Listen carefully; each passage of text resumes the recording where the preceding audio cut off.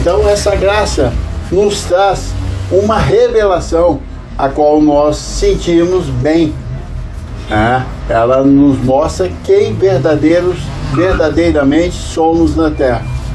Filhos de Deus. E os filhos de Deus são o quê? Abençoados com todas as bênçãos. Ele não busca, e ele já é. É o que diz lá em Efésios 1:3, né? Bendito Deus e Pai do nosso Senhor e Salvador Jesus Cristo, que já nos abençoou com todas, não é algumas. Eu não preciso que ninguém me abençoe, e nem você, porque a palavra diz que ele já nos abençoou. Quer dizer, você está liberado para ter sucesso em tudo quanto você intentar por Deus. Ele nos abençoou. Ele nos liberou para nós constituir coisas na terra e sem medo, porque ele nos abençoou. Sempre a gente fala, né? A bênção. Muitas vezes as pessoas não conseguem definir isso. O que é bênção? A bênção é tudo de bom, é tudo bom, mas define para que as pessoas possam andar com certeza na terra. Ele nos abençoou, quer dizer, nos liberou. Você está liberado por Deus. Você tem a bênção de Deus. Você tem os cuidados de Deus na sua vida para você fazer o que você quiser na terra, lógico, dentro da instrução dele. Que a palavra, ela é lâmpadas para os nossos pés e luz para os nossos caminhos. Assim é?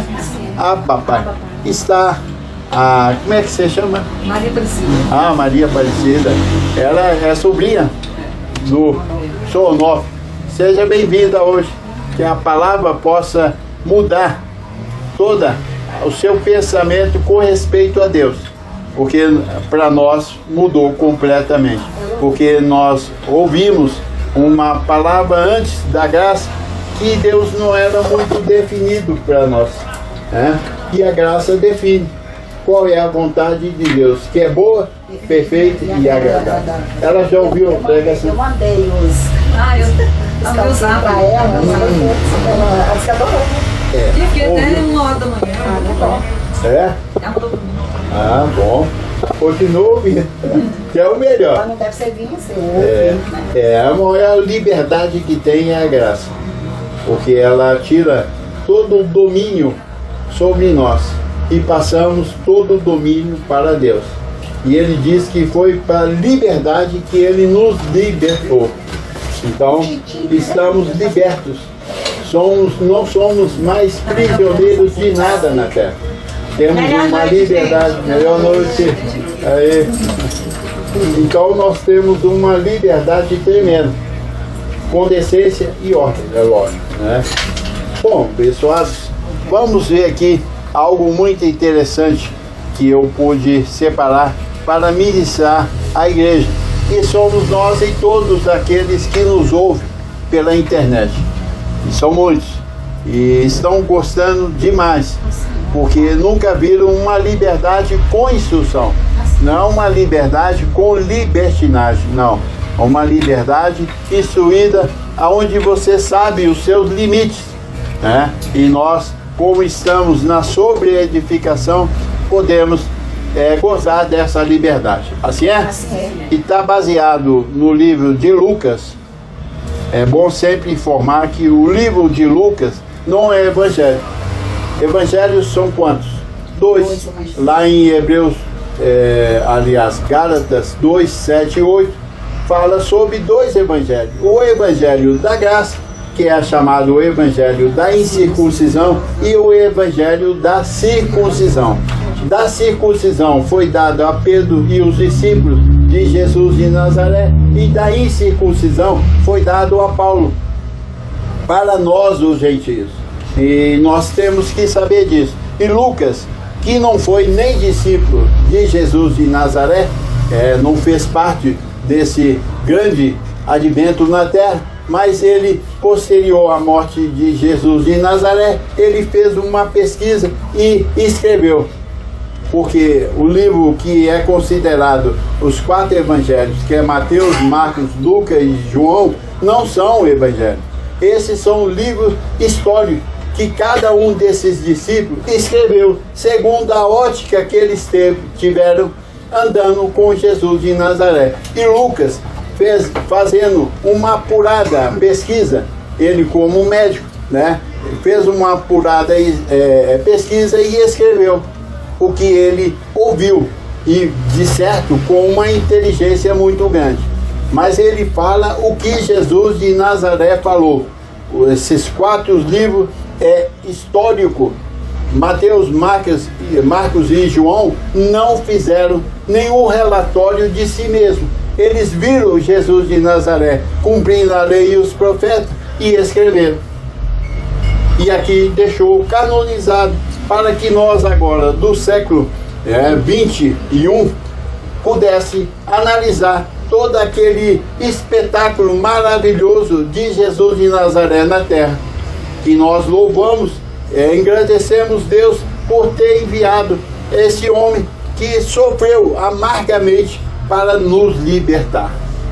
Mas não é evangelho, é livro histórico. Evangelho é da circuncisão e da incircuncisão, como diz Gálatas 2, 7 e 8. Assim é? Assim é. E aqui ele vem dizendo algo que nós vamos falar, que o homem não constitui, né, pelos bens que ele possui. Isso nós temos que ver na luz da graça, para nós entendermos a nossa posição como filhos de Deus na terra, humildes, simples e abençoados. Humildes, simples e abençoados. E nós vamos ver isso aqui com muita presteza e vamos entregar da melhor maneira que Deus me instrui aqui. Ele diz no versículo 13: nesse ponto, um homem estava no meio da multidão, lhe falou, quando Jesus de Nazaré na terra estava: mestre, ordena a meu irmão que reparta comigo a herança. Mas Jesus lhe respondeu: homem, quem me constituiu juiz ou partidor entre vós? Então lhe recomendou: tende cuidado e guardai-vos de toda e qualquer avareza. Jesus viu na intenção daquela pessoa em ter os bens do seu irmão, ele viu o que? Avareza. E ele aproveitou a situação e ensinou: guardai-vos de toda e qualquer avareza, porque a vida de um homem não consiste na abundância dos bens que ele possui.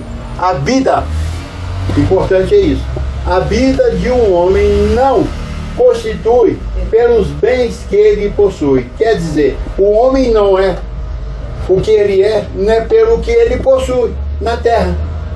Porque as aparências na terra somem rapidinho. Então o homem, ele tem que receber a vida de Cristo no seu coração e andar segundo ela. Então ele diz, não consiste pelos bens que ele possui. E eu fiz algumas anotações aqui para nós entender bem essa explanação de Jesus de Nazaré, mas com a luz da graça e não da lei, não da religião. Porque a religião, ela frustrou muito os planos de Deus na terra, não dando a verdadeira direção para a igreja. Então ele diz aqui em João 7,24, ele vem dizendo, não julgueis segundo as aparências, porque as aparências enganam. Então uma pessoa que constitui bem, que não é errado, nós pregamos que Deus nos abençoou. E a bênção está envolvido as finanças na terra, o possuir bens na terra. Mas você não pode envolver com esses bens e demonstrar para as pessoas que você e eu valemos pelaquilo que possuímos. Porque as aparências da terra, elas somem.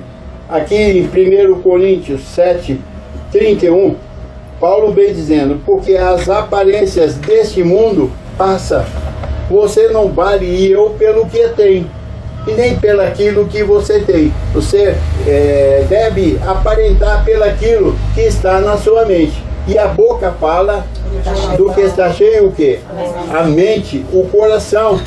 Então, ele diz, enchei-vos do Espírito, enchei-vos da palavra de Deus, porque você falando, você fala como Deus. Ele diz que nós somos oráculos dele na terra.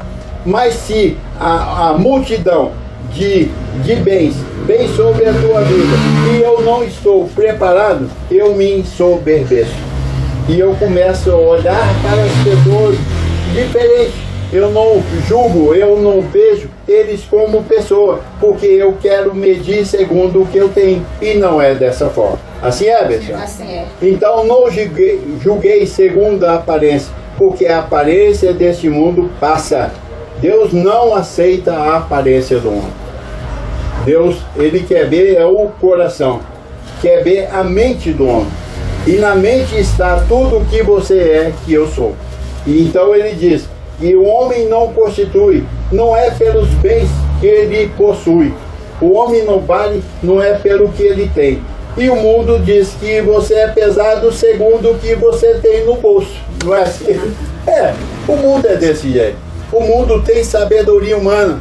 E diz o apóstolo Tiago que a sabedoria do homem, ela é terrenal, animal e demoníaca. Então, você e eu não temos nada na terra que avalia Deus em nós. Não, nós temos do Senhor a palavra e a modo de proceder que vai avaliar você e a mim. E aqui no livro de 1 Timóteo, que eu gosto desse aqui, porque esse realmente nos exorta com sabedoria, o apóstolo Paulo, e ele diz, 1 Timóteo 6:17, ele vem dizendo, exorta os ricos do presente século. Então Paulo vai exortar, Paulo chama a atenção de quem? Dos ricos. E quem são os ricos aqui? São os filhos de Deus. Você e eu, para Deus, somos ricos. Por quê? Temos a bênção de Deus. E a bênção de Deus nos enriquece. Então, quando Paulo chama a atenção da igreja, ele está exortando o quê? Os ricos deste século. Que século? Esse que nós estamos vivendo. Paulo exortou pelo século que ele estava vivendo. E agora eu exorto aos ricos desse século, deste mundo. E ele vem dizendo que não sejam orgulhosos. O orgulho está preso à avareza. Uma pessoa avarenta, ela é orgulhosa. Uma pessoa que não tem a instrução, a vida de Deus na sua mente e a instrução, a palavra dele, ele é orgulhoso, ele é soberbo, ele é metido. Não é? Não trata as pessoas com simplicidade, porque ele tem um pouco a mais do que o outro. Aí caracteriza a avareza, o excesso da dependência da riqueza. Vai ter licença um pouquinho, que a sua chave. Vou mandar. Então, abençoadas, hoje nós temos a instrução que é luz. É luz para os nossos caminhos. É como Davi diz, lâmpada para os meus pés é tua palavra e luz para o meu caminho. E aqui ele está exortando quem? A igreja. Exorta aos ricos do presente século que não sejam orgulhosos e nem depositem a sua esperança na instabilidade da riqueza. Paulo diz, eu tenho como se não tivesse. Porque as riquezas, elas são instáveis. Ela não é duradoura. Uma pessoa tem hoje muito, amanhã, por uma situação, ela perde tudo. E nós temos visto no Brasil isso, né? Quantas pessoas que eu conheci que eram muito ricas, hoje elas não têm praticamente nada. E como nós vemos a história, muitas pessoas de muita riqueza que eram avarentos perderam tudo. Por quê? Porque se apegaram às riquezas e elas são instáveis. Aí Paulo diz, mas em Deus, não deposita a sua esperança na instabilidade da riqueza, mas em Deus, que tudo nos proporciona ricamente para o nosso aprazimento. Então nós temos um Deus que quer ver nós vivendo bem, mas não pela a caducidade da letra, como nós falamos semana passada, não se apegando às coisas terrenal, mas apegando ao Senhor, que ricamente nos proporciona o melhor dessa terra. Agora, para isso eu tenho que ter o que? A sua instrução, a sua graça na minha vida, que é a sua bênção, que nos enriquece. Assim é, pessoal? Então nós temos hoje uma instrução que nos posiciona na terra como mais que vencedores, perfeitos, completos, reinando em vida por meio de Cristo. E temos a direção que não permite que tropecemos na vida. Eu aprendi nessa graça a viver bem, independente se eu tenho ou não tenho, porque ela nos dá essa garantia. Porque hoje você não tem, mas amanhã certamente terá, porque a bênção de Deus nos enriquece e não acrescenta dores. Assim é a bênção. Então, aqui voltando para Lucas, ele diz: tem cuidado e guardai-vos de toda e qualquer avareza. Tende cuidado.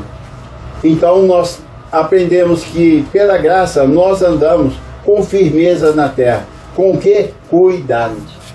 Nós andamos vigilantes, porque somos espirituais, somos filhos de Deus e andamos sob a sua instrução. Assim é, pessoal? Então a graça nos ensina a andar adquirindo bens mais simples, humildes, de coração. Sempre vendo as pessoas com os olhos de abençoados. E nós temos hoje a mente iluminada, a mente aclarada, onde vemos todos abençoados.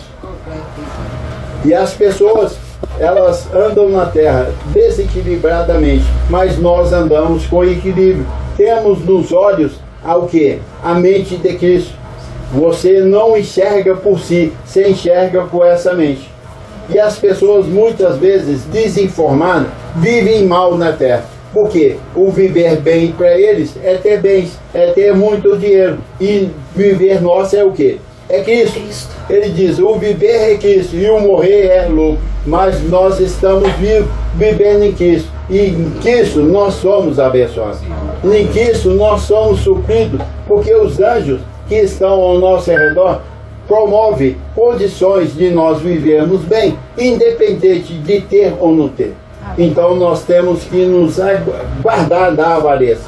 Não permita que em momento nenhum a sua alegria é dependente de alguma coisa terrena.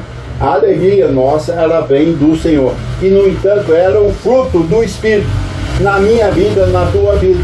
E ela, como fruto, ela produz o quê? Um gozo eterno na minha vida e na tua vida. Assim é? Então nós devemos guardar de toda a avareza e apegar às verdades ouvidas com mais firmeza. Porque a vida de um homem não é pelos bens que ele possui, e sim pela graça de Deus que ele tem na sua mente. O Cristo que está reinando dentro dele. Assim é, Beto? Assim é. Vamos ver aqui em 1 Coríntios 13. 1 Coríntios 13, 4. 1 Coríntios 13, 4. Entendi. O amor que eu quero posicionar, e o diferente da avareza para a vida espiritual na terra crescida é o amor. E aqui Paulo define que uma vida sem amor, ele não é nada. É o que ele diz: ainda que eu distribua todos os meus bens entre os pobres, e ainda que entregue ao meu próprio corpo para ser queimado, se não tiver amor, disso nada a aproveitará. Então o crescimento espiritual sem avareza produz o que? Amor no meu coração. Então eu não avalio ninguém pelos bens que ele possui, mas pelo que ele é. Um filho do Deus vivo. Porque para nós, até que prove ao contrário, todos são filhos de Deus. Todos. Até que prove o contrário. Eu não olho ninguém que não seja com olhos vendo ele como filho de Deus, abençoado, perfeito, completo. E ainda que ele não esteja andando daquela forma, porque a ignorância ainda reina sobre ele na sua mente, não ouviu a graça de Deus. Assim eu vejo como um abençoado. E que a palavra de Deus tem que chegar até ele e cortá-lo para que ele passe a viver, não na avareza, pensando que a vida dele vai ser boa se ele ficar rico. E nós vimos aqui que a riqueza ela é instável. Eu não devo colocar o meu coração nas riquezas, mas em Deus, que tudo proporciona ricamente para o meu e o seu aprazimento. Então o amor, ele começa a manifestar na minha vida, na sua vida, quando você deixa a avareza, passa a ouvir a palavra e o amor consegue encontrar lugar no seu coração. E eu gostaria de falar mais disso na próxima pregação, sobre o amor, porque eu vejo que a definição do amor, estive até falando com o Adriano, é uma definição meio escambrosa. Você pergunta para uma pessoa o que é o amor. Cada um define de uma forma. Um amor é eu fazer o bem para o próximo. Isso não é amor. O amor é eu querer o bem para uma pessoa. Isso não é amor. O amor é eu conceder uma ajuda, uma esmola para uma pessoa. Isso não é amor. Isso é uma prática de ajuda que todo mundo tem. Agora, o amor define na Bíblia, porque Deus é amor. E a Bíblia define tudo com respeito a Deus. E ele vem dizendo, Paulo, o amor. O que é o amor em primeiro lugar? Paciente. Uma pessoa que não tem paciência, ela não tem amor. Se ela não tem amor, lhe falta o quê? A revelação da graça de Deus. Primeiramente, ela é paciente, é benigno. O amor não arde em ciúmes. São práticas da vida de mim para a pessoa, de você para a pessoa, no dia a dia. Ele é paciente. Você tem paciência? Isso aí que fala. E a paciência? Ela não é limitada, porque Paulo diz que o amor jamais acaba. Então, primeiramente, é paciente. Então, essa falta de amor, de definição de amor, nem é falta de amor, é de definir corretamente o que é amor. O amor é paciente, é benigno. O amor não arde em ciúme, não se ufana, não se ensoberbece. Tem uma palavra lá em Deuteronômio que o Senhor diz que veio na mente e fugiu. Ele diz que, volta aqui, que a aliança confirmada dele para nós é a riqueza. Essa aliança confirmada para nós é a riqueza. Então, se você não tem amor, essa riqueza de Deus não pode ser produzida na minha vida e nem da sua. Porque se ela for, o que vai vir? A ganância. E a ganância vai atrapalhar o seu proceder e o meu diante do Senhor. Então, veja bem, ela não, o amor não ensoberbece. O amor não se conduz inconvenientemente. As pessoas costumam trocar isso. As pessoas muito boas que fazem muitas caridades, que eu não sou contra, é necessário fazer, mas eles definem a pessoa que ela tem amor, porque ela faz muito bem, muita caridade. E o amor na Bíblia não caracteriza a caridade. Ela caracteriza em primeiro lugar o quê? Paciência. Você tem paciência com o teu próximo? Porque eu posso ter paciência até o dia que ele fala mal de mim ou pisa no meu carro. As pessoas dizem, eu amava tanto essa pessoa, queria tanto o bem dela, e ela faz-me essa situação. Então, a partir de hoje, não amo mais. Cadê a paciência? Cadê o amor?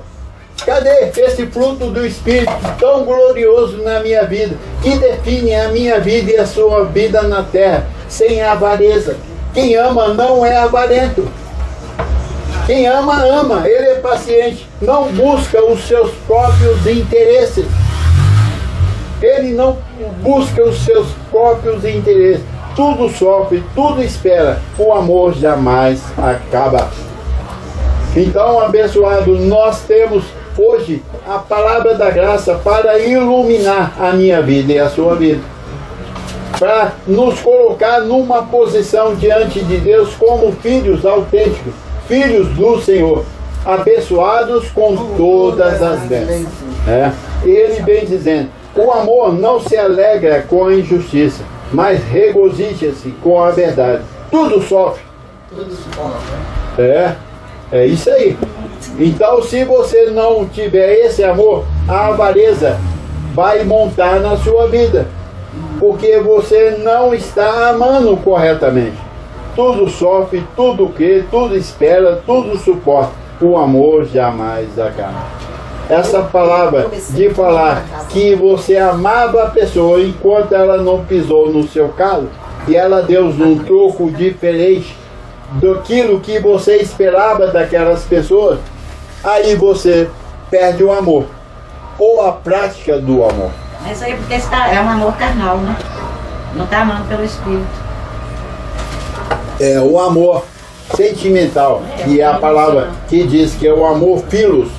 O amor filos é aquele amor que você ama enquanto a pessoa não te faz nada.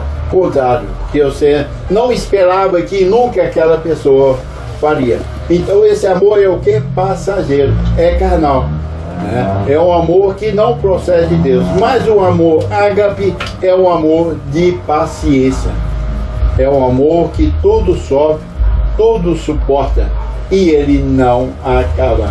Agora, nós temos que cultivar isso. Isso não acontece de uma noite por dia. É que eu falei com os abençoados e continuo falando que você não deve fazer força para mudar. Porque tudo que muda pela minha força, eu digo: foi eu que esforcei, foi eu que fiz isso, foi eu que paguei o preço, eu que busquei o poder de Deus, eu que fui para a oração, para a corrente, para o jejum, para os montes. Não, aqui é diferente. A graça, ela pede para você ouvir. Ele diz lá em Hebreus que nós devemos apegar às verdades ouvidas, porque a palavra, ela é viva e eficaz. Ela que vai mudar o meu e o seu comportamento. E você vai ver no andar da sua vida que você mudou. Eu vi, até então, religioso, não conseguia mudar muitas coisas na minha vida.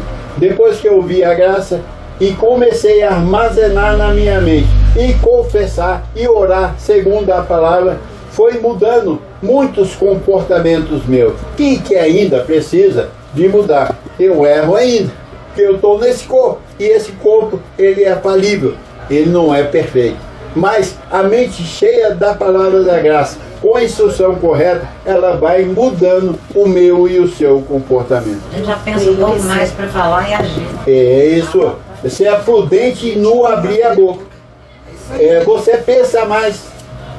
Porque agora você tem responsabilidade. Que não é o diabo que faz o mal. Quem faz o mal é quem? Somos nós mesmos. Porque o diabo foi o quê? Destruído. Jesus na cruz do Calvário destruiu o diabo. Então agora você fala com sabedoria.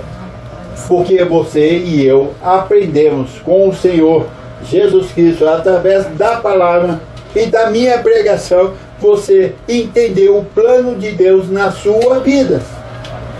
Nós vamos errar?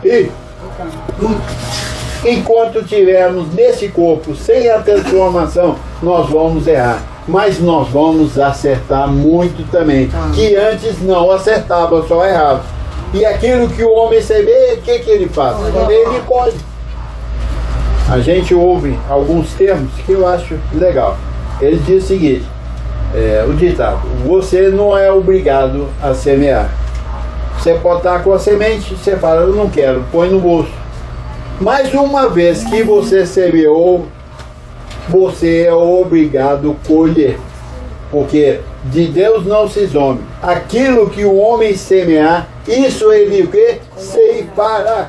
A minha vida e a sua vida depende de cada minuto que eu vivo na terra, falando e executando. Por isso que nós enchemos da graça para o quê? É como a abençoada falou, pensa em fazer, pensa em falar. Será que devo ou não devo? E se tem alguma coisa para decidir, não decida hoje, não seja precipitado. Para um pouco, talvez um dia, 2 dias. Tem coisas que aconteceram comigo que eu tive que decidir agora. E eu demorei 10 dias. Se eu tivesse decidido agora, eu estava enrolado. E muito enrolado. Então a sabedoria de Deus nos dá essa posição, esse andar. Nós não precipitamos em fazer nada. Por quê? Nós temos anjos ao nosso redor, nos protegendo. Porque eles ficam admirados de ver a nossa sabedoria hoje. E eles ministram ao nosso favor. O que você tem que decidir hoje? Aguarda mais um pouco. Analise. Ora mais. Confessa a palavra. Se instrui na palavra. Talvez daqui um dia, 2 ou 3, decida. Para que não se arrepende. Porque uma vez decidido, você agora tem que colher o que você e eu plantamos. Olha quantas coisas nós recolhemos nesse mundo que não foram boas. Bastante. E você pensa, você analisa, para que eu fui fazer aquilo? Por que eu fui decidir tão rápido? Eu poderia ter esperado. Olha que confusão que eu arrumei. E a vida vai ficando desgostosa. Você não tem mais prazer de viver. Porque o amor não foi definido para você. Uma vez definido, então você é o quê? Paciente. O ganancioso, ele é precipitado. Ele não espera e ele se enrola. E depois dificilmente desenrola. Né? Então nós precisamos de colocar isso em prática e tirar a avareza. O mundo hoje é avarento, meu irmão. Você liga a televisão, aparecem coisas mais lindas do mundo e você quer possuir aquilo. Você pode, possui. Você não pode, espera, porque o homem não constitui na terra, não é pelos bens que ele possui, mas é o amor que ele flui da sua vida no dia a dia. Quem ama é exaltado, porque quem ama é humilde, ele não é avarento. Então o amor não é pela quantidade de coisas que você faz na terra. Ai, aquela pessoa é rica, mas ela tem um amor, ela ajuda fraternidades aí à vontade. Não é errado fazer isso. Não tô... bater imposto. Ele ajuda todo mundo. Ele é paciente?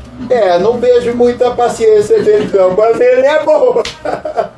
Ele é amoroso.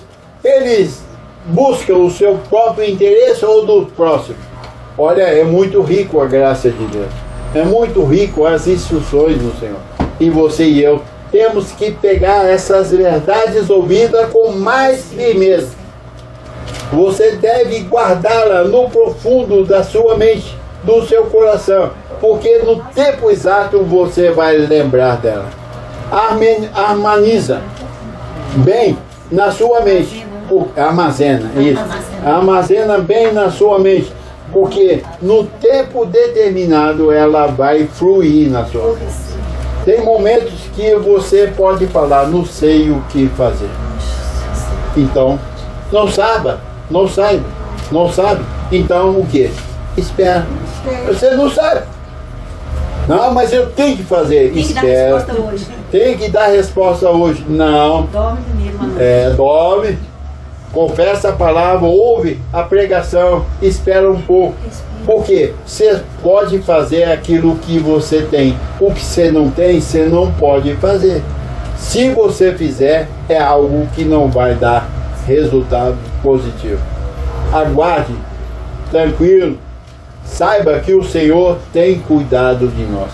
Ele diz, lançando sobre Ele toda a vossa ansiedade, porque Ele tem cuidado de nós. E é 24 horas. Não é a hora que você está só acordado. Também você está dormindo, Ele cuida de nós. eu fico vendo o amor de Deus sobre a minha vida e de vocês.